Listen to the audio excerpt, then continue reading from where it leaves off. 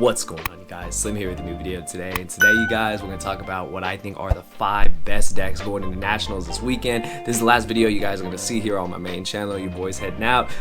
It's going to be crazy. We're actually going to try to vlog the trip. I haven't vlogged since YCS Long Beach. Me and my boy Johnny, you know we're traveling together. My boy James, Andrew, we're all traveling together. I'm super juiced, and we're going to record it, all our crazy shenanigans, and yeah, I'm just super juiced. Like, you guys can tell, I'm like so excited to go.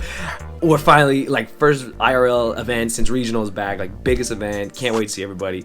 But yeah, anyways, even though it was going to be a giant reunion, majority of people are going just because we're just excited to see each other. We still got to talk about the meta. The meta is, is pretty much established. Like, there's a ton of decks, but I honestly think there is a top 5 regardless.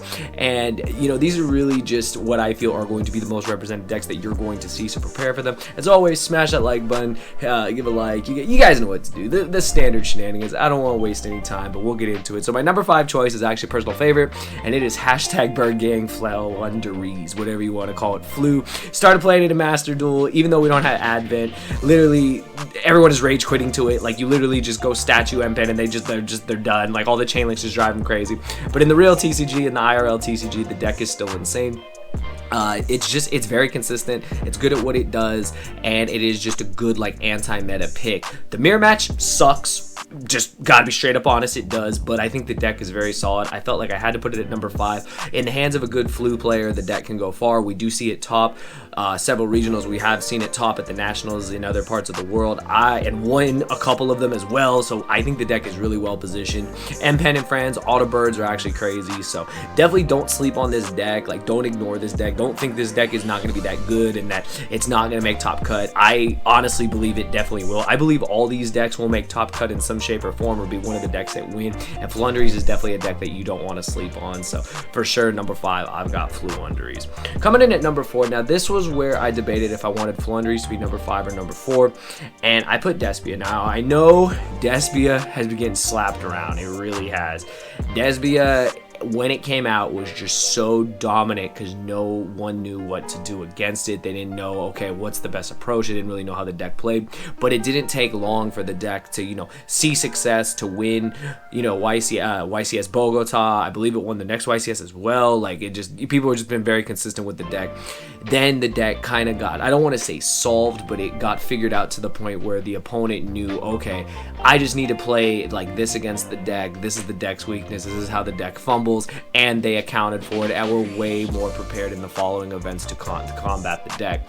Now, with that being said, I think that the deck is still very, very strong. I think that it does put up a pretty impressive board, and I think that if you aren't prepared, if you're thinking that you're not going to face this deck and you don't actually have the right side deck card, you don't have the right strategy against it, it can definitely catch you off guard.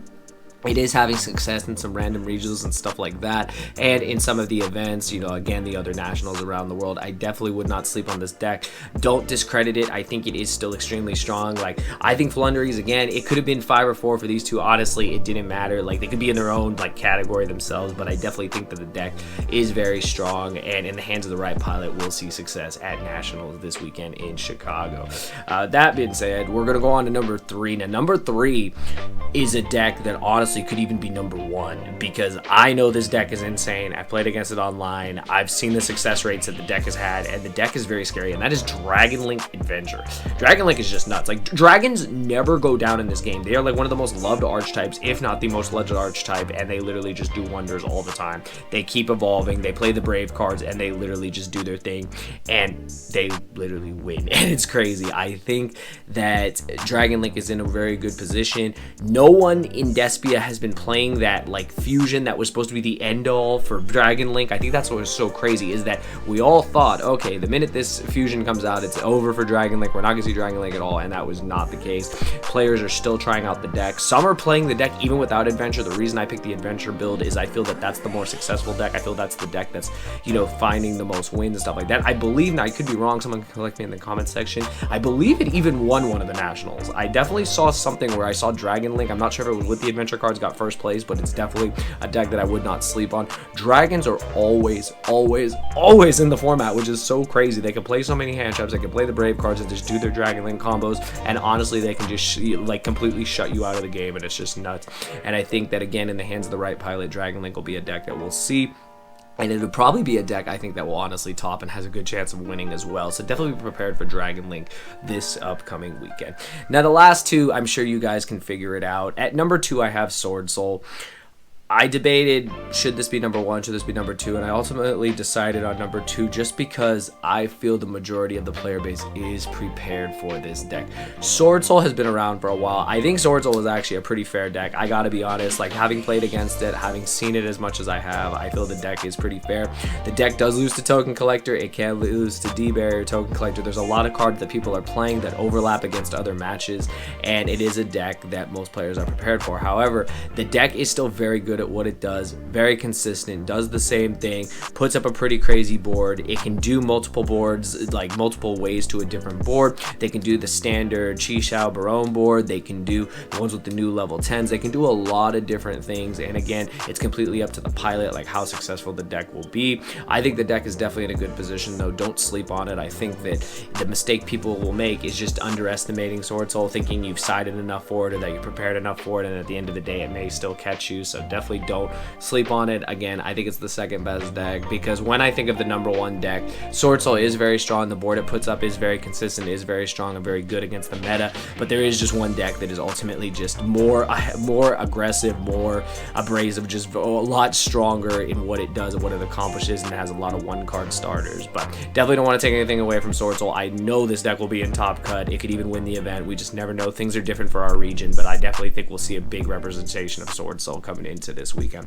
And last but not least, if you guys couldn't figure it out, the last deck I have is the P.U.N.K Adventure Synchro based, whatever you want to call the whole concoction deck that just plays all the extenders, all the hand traps in the world, and is literally just insane 1-card combos, scythe locks the opponent, just does everything, extremely consistent, extremely aggressive, and is just, I honestly think, the best deck. I think the deck is so powerful. I think they can play through so many hand traps. They can play through a lot of things. That was another thing I forgot to mention about Dragon Link. They can play through hand traps quite effectively, and I think that definitely P.U.N.K Synchro Adventure, whatever you want to call it, I guess we'll call it P.U.N.K Synchro Adventure, just definitely will be a deck that I feel might win the event. If I were to guess, if I were to bet which deck I think would win the event, I actually have my money on this. I've talked to several people about this.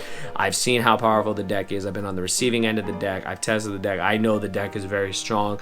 A lot of the good players are working on, you know, their versions of the deck. I'm sure there'll be some innovation this weekend, but I think it's definitely the strongest deck going into nationals. And if I were to project it, I think it's the deck that's going to win. But that's it, you guys. Don't want to take up any more of your time.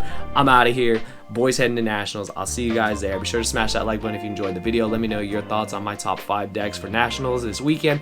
Do you think I missed anything? There's definitely some honorable mentions that could have been mentioned, but I want to keep the video short. Let me know what deck you're playing this weekend, and hopefully I'll see you guys over there. You'll come say what's up, and it'll be a really good time. But anyways, you guys, hopefully you enjoyed the video. I'll see you guys in the next one. Thank you for watching. Thank you all for watching the video. I hope you guys enjoyed, and a special thanks to all my patrons. It's because of you, after all these years, I'm still able to make this type of content. Hopefully you guys will check out some of the videos that are suggested here for you, and just remember, you guys, it's not just a game, it's a lifestyle. Thanks for watching.